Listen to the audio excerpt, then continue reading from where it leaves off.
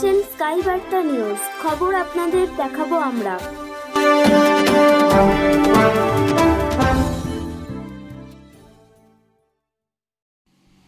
রিষড়া গ্রাম পঞ্চায়েতের উদ্যোগে বিদ্যাসাগর মঞ্চে বার্ষিক গ্রামসভা অধিবেশন 2023-এর আয়োজন করা হলো।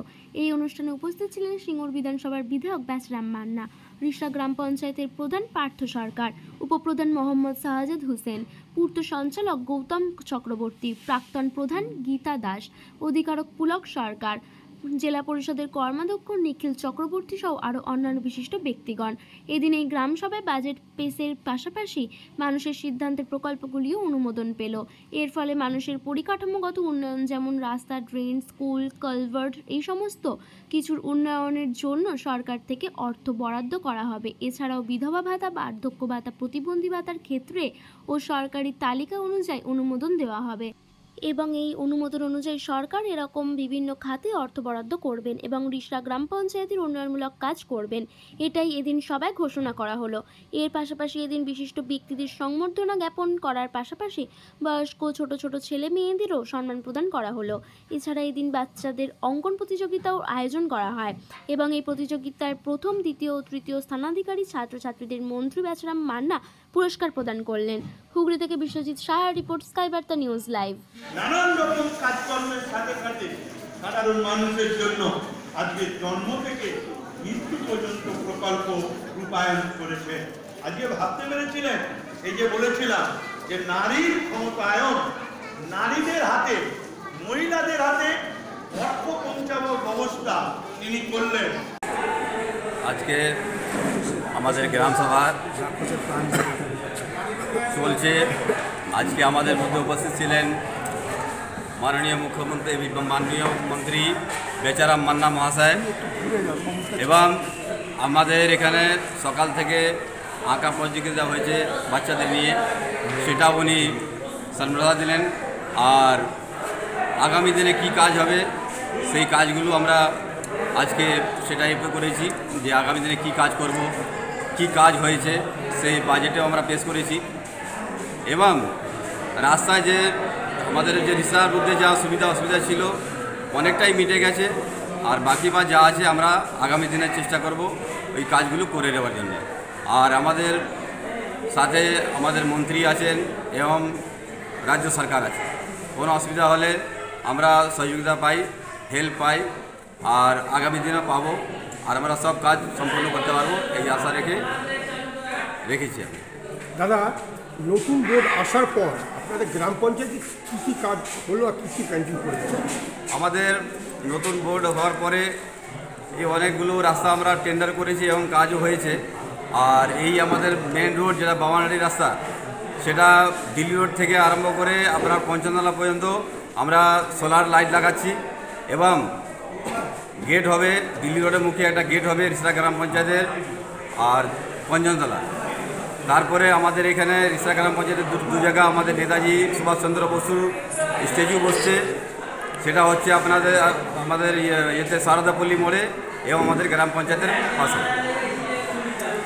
এলাকাবাসীদের একটা অভিযোগ বা দাবি জানতে পারেন যে রাজ্যদলপুরের রাস্তা এত সুন্দর, কানাইপুরের রাস্তা এত সুন্দর, তবে রিষড়ার গ্রাম পঞ্চায়েতের দিল্লি রোডের রাস্তাটা মধ্যে সংস্কারভাবে সেরকমভাবে রাস্তা কেনা দাবি করে? আমাদের কাজ চলছে, আর আগামী 2-3 মাসের মধ্যে আমাদের কাজ কমপ্লিট হয়ে যাবে এবং ড্রেনের কাজ চলছে এখন। এই কাজ হতে আমাদের 2 মাসের মধ্যে কাজ সম্পূর্ণ হয়ে যাবে, রাস্তা পুরো ওপেন হয়ে যাবে এবং আমাদের রাস্তার লাইটও লেগে যাবে। আপনার নাম? আমার নাম হচ্ছে মোহাম্মদ শাহাদাত হোসেন, রিষড়া গ্রাম পঞ্চায়েতের উপপ্রধান। আজকে গ্রাম সভায় আমাদের রিষড়া গ্রাম পঞ্চায়েতের যে 15 তারিখে শুক্রবার যে গ্রাম সভা অনুষ্ঠিত অনুষ্ঠানে এলাকার সমস্ত রকম উন্নয়নের কথা আলোচনা হলো, সমস্ত রকম কী কাজ আমরা করেছি, কী করবো, সে সব কিছু নিয়ে আলোচনা হলো। সমস্ত রকম গ্রামবাসীরা তার মধ্যে অংশগ্রহণ করেছিল।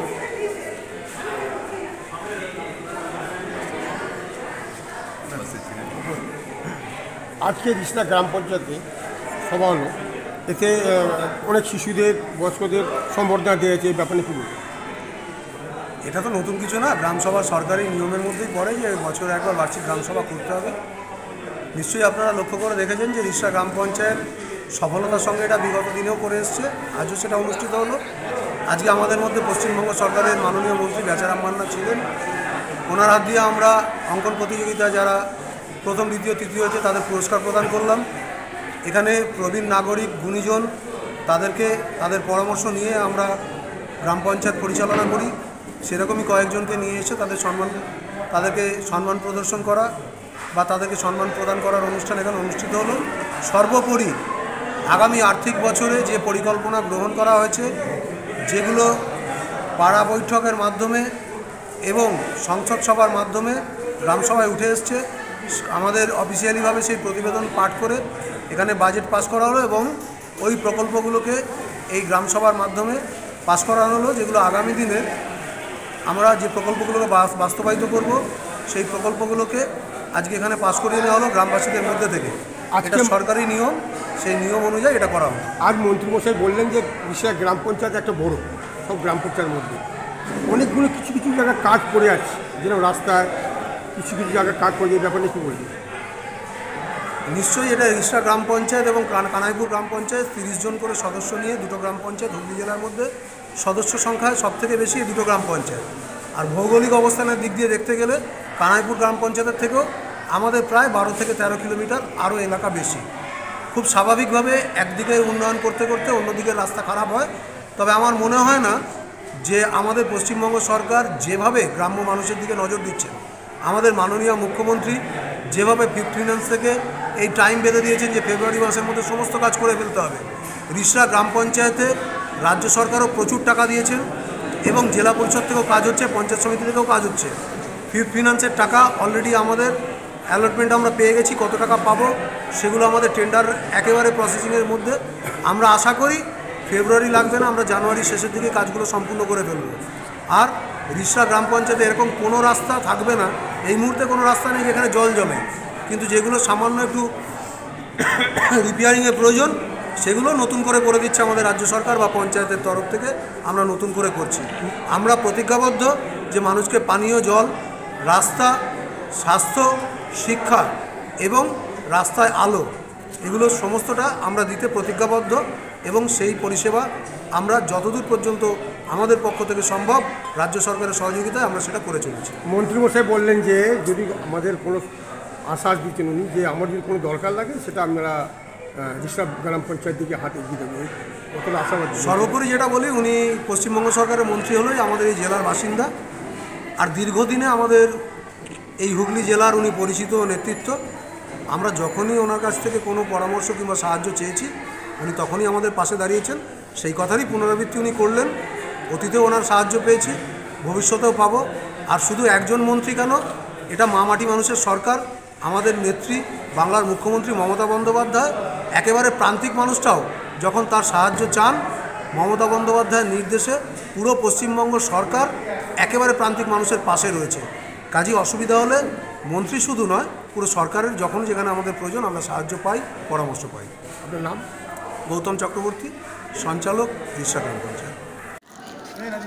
আজকে প্রায় জায়গা গ্রামসভা আজকে কী ব্যাপার? রিষড়া গ্রাম পঞ্চায়েতের গ্রামসভা 2023 অনুষ্ঠিত হলো। প্রধান উপপ্রধান মেম্বাররা সকলের উপস্থিতিতে এবং সর্বস্তরে এই গ্রাম পঞ্চায়েতের মানুষের উপস্থিতিতে অত্যন্ত সফল গ্রামসভা একটা অনুষ্ঠিত হলো এবং মানুষের সিদ্ধান্তের যে প্রকল্পগুলি গ্রামসভায় রূপায়িত অনুমোদন পেল, এবার এগুলো আমাদের স্কিম হিসেবে আমাদের সারা বছরের জন্য এটা তৈরি হবে এবং এর অর্থ বরাদ্দ হবে। মানুষের কী কী সুবিধা পাওয়া যাবে দাদা?